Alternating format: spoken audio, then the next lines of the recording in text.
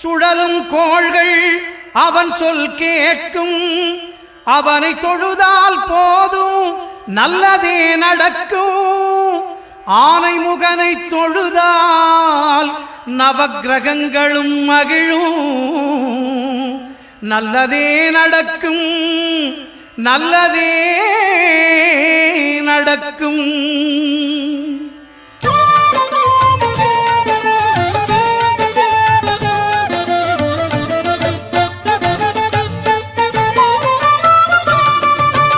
ஒன்பது கோளும் ஒன்றாய் காண அங்கு கற்பகம் என்னும் கடவுளின் மெய்யில். ஒன்பது கோளும் ஒன்றாய் காண அங்கு கற்பகம் என்னும் கடவுளின் மெய்யில். சூரியன்